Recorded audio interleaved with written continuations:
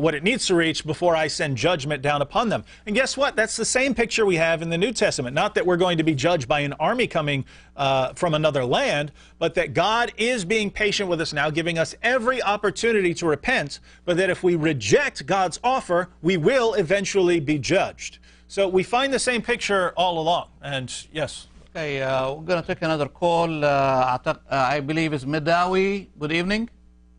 Yes, good evening, Brother Joseph, Brother Dave. Yes. First of all, I'd like to offer my condolences for what's happened to our Christian brothers in Egypt. And really, I'm as a Muslim, we should stay together and we should ask the Egyptian government to bring those criminals to justice. Yes. And that really is make me mad. So anyway, I have just two comments if you have time, please.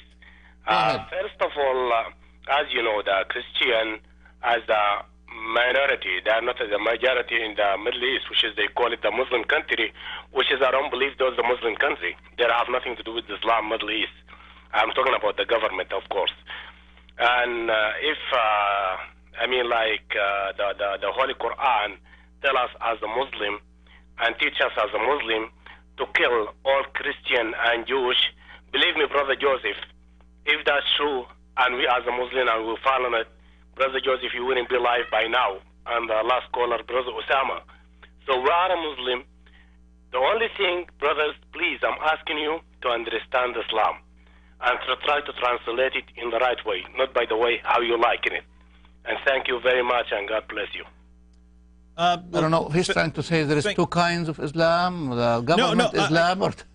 Yeah, well, first of all, he said that Egypt should punish the people who kill Christians. Right. I agree completely. Okay. The problem is it'll never work. If the government sides with Christians over Muslims, that government is going to be gone very, very quickly. If you side with Christians against Muslims, you're kafirs. Even if you believe in Islam, if you side with the Christians over the Muslims, you're in trouble, and you're regarded as infidels by some Muslims who would be very happy to kill you. How do you explain what's happening in Afghanistan, in Iraq, and Somalia?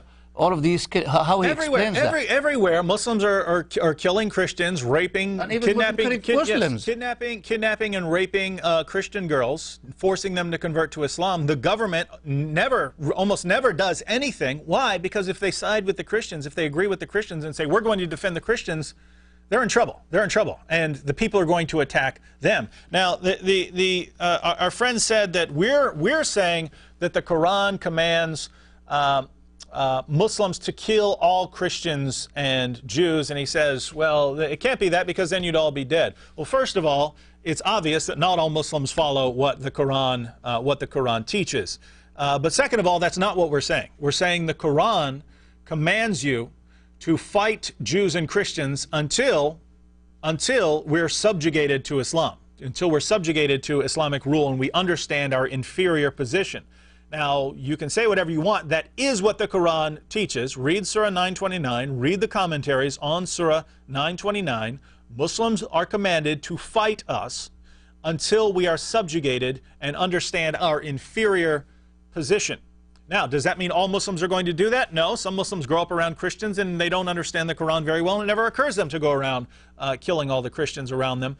But the position of the Quran, there's no disputing this. There's no honest disputing of this. The Quran commands you to fight us until we are submitted to you and we're actually paying you not to kill us. Now, if we're not doing that, if we refuse to pay you, then you're supposed to kill us. If we're not paying you the jizya, you're just supposed to kill us. That's the position of Islam. That has been the position of Islam since Surah 9 was revealed. Thank you. Mike, you are live. Go ahead. Good evening, Mike. How are you doing, guys? I'm doing fine. How are you? Here's my issue. I've been listening to your program. I just discovered your channel within the past week or so. And what I've kind of have had a problem with is that it seems you guys have turned a blind eye to what's happened throughout Christian history, you could say. The conquistadors, Spanish Inquisition, any type of Western imperialism. One of the main forces behind it was the spreading of Christianity through those places. For example, in Africa, there's been African leaders have quoted saying that the white men had shown up with religion and we had the property, the gold and the diamonds. By the end, they had the gold and the diamonds and we had the religion. The conquistadors, they came in, they destroyed everything, the establishment of this very nation. killed many people. Pastor Joseph, you talked about how the Palestinians are fighting against the Israelis. I guarantee you, if that the Native Americans had enough power to fight against the American army, and there was somebody for them to rally around, they would fight back, just like they did many times before they were completely crushed. Little Bighorn and things like that. Furthermore, the Spanish Inquisition, one of the worst examples in history, how people were persecuted purely based on their religion, not necessarily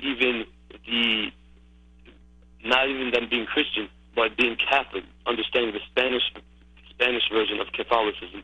The Hebron families, not the Hebron, sorry, I forget the name, but that type of Catholicism. Now, Bloody Mary, after King Henry VIII dies, persecutes all Anglicans. And then you turn to Islam. Islamic extremism has truly risen in the past 100 years. All of that, if you look closely enough, you see it's a byproduct of Western imperialism. Wahhabism is a byproduct of English and American influence in the Middle East. After the Arabs turned on the Ottoman Turks during World War I to destroy the Ottoman Turks from the inside. Furthermore, as you talk about Al-Qaeda and Osama bin Laden. Osama bin Laden was a CIA tactician. The CIA admits this. They helped Osama and the Mujahideen in Afghanistan to prevent the Soviet invasion of Afghanistan. They succeeded. And what happened after that? They become this rogue group that the CIA loses complete control of. So we see, if you look closely enough, you see that all of these things that are happening aren't directly in religion to Islam, but are more political things and not religious. All right. Well, hang on. We have to discuss your points real quick, and if you want to comment again, you can comment again. You say we're turning a blind eye towards Christian violence. No, we're not. I condemn all violence. If you're talking about the Inquisition, I condemn the Inquisition. If you're talking about the Crusades, I condemn the Crusades. Why the Crusades? That's the question. Why? What happened with the yes. If you're talking about the Crusades, let's face the facts here. The Crusades were a reaction to Muslims invading Europe. When I say I condemn the Crusades, I mean people did a lot of really nasty things. Yes. People coming from Europe did some really horrible things and chopping people's heads off and spraying their blood everywhere. I condemn that sort of violence. But you've missed the point completely. I'm not saying Muslims have committed violence, therefore Islam should be condemned. You'd be right. If I wanted to say these people have committed violence, therefore I condemn the religion, I would be totally inconsistent, because the same would apply to Christianity. People have claimed to kill in the name of Jesus before too. But that's not what I'm saying. I'm saying here you have, wherever you have people who are committing violence, we have to ask ourselves, is this commanded by the religion, or are these people just acting on their own?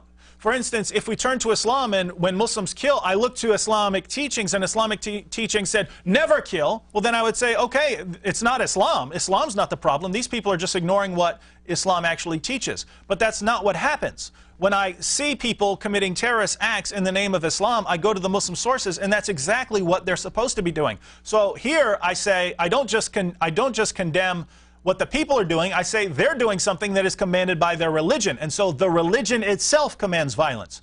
When we turn to Christianity, and any violence that has been committed by Christians in an effort to spread Christianity or to defend Christianity, this is strictly condemned by Jesus. So here I say, yes, I condemn the actions of these Christians, but I don't condemn the religion, because the religion tells you not to do that. Let me